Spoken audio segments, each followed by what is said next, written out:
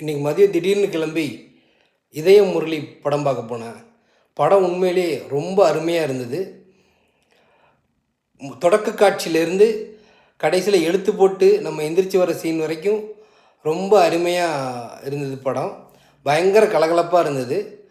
ஒவ்வொரு காட்சியும் ரொம்ப அருமையாக டைரக்ட் பண்ணியிருக்காங்க. அவரோட சின்ன வயசில் ஸ்கூலில் டீச்சர் மேலே இருக்கிற க்ரஷ்ஷு, அதுக்கப்புறம் அந்த 12th ஸ்டாண்டர்ட் 11th ஸ்டாண்டர்டில் வர காதல், அப்புறம் காலேஜ் வந்தப்புறம் வர காதல், அதுக்கப்புறம் திரும்ப வர காதல், இப்படின்னு ஒவ்வொரு கட்டமாக எடுத்துகிட்டு போகிறாங்க. எந்த இடத்துலையுமே அவர் அந்த காதலை சொல்ல மாட்டார்.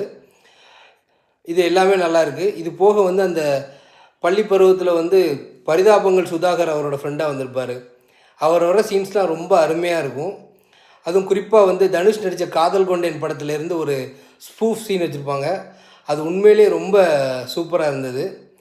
இது போக இந்த படத்தோட ரொம்ப பெரிய ப்ளஸ் பாயிண்ட்டே அவங்க நிறைய இடத்துல வச்சுருக்கிற அந்த டயலாக்ஸ் தான். உண்மையிலே அந்த டயலாக்ஸ் ரொம்ப அருமையாக இருந்தது. இது போக ஒவ்வொரு கட்டத்துலேயும் ஒவ்வொரு ட்விஸ்ட் வச்சுருப்பாங்க, சின்ன ட்விஸ்ட்டு. கண்டிப்பாக நிறைய பேரால் அந்த ட்விஸ்ட்டெல்லாம் கெஸ் பண்ணவே முடியாது. சின்ன சின்ன ட்விஸ்ட்டாக இருந்தாலும் அதெல்லாம் ரொம்ப அழகாக இருந்து படத்தை ரொம்ப இன்ட்ரெஸ்டிங்காக கொண்டு போச்சு. நான் ரொம்ப நாளைக்கு அப்புறம் தேட்டரில் போய் ஒரு படத்தை ரொம்ப மெய்மறந்து மகிழ்ச்சியோட கைத்தட்டி பார்த்து சிரித்தேன். நீங்களும் ஒரு 1992க்கு முன்னால் பிறந்திருந்தீங்கன்னா கண்டிப்பாக உங்களுக்கு இந்த படம் பிடிக்கும். அதுக்காக 92க்கு அப்புறம் பிறந்தவங்களுக்கு பிடிக்காதுன்னு சொல்லலை, அவங்களுக்கும் பிடிக்கலாம், ஒரு சிலருக்கு பிடிக்காமல் போகலாம். பட் ஆனால் இந்த 80லேருந்து 90ல் பிறந்த எல்லாருக்குமே இந்த படத்தை பார்க்கும்போது ஒரு சில மலரும் நினைவுகள் வரலாம். கண்டிப்பாக என்ஜாய் பண்ணி பார்ப்பீங்க. அப்புறம் இந்த படத்தை கண்டிப்பாக தேட்டரில் போய் பாருங்கள்.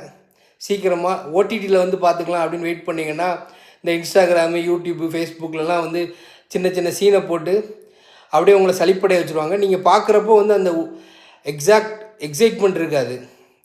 ஸோ அதனால் முடிஞ்ச வரைக்கும் சீக்கிரமாக படத்தை தேட்டரில் போய் பாருங்கள். நன்றி.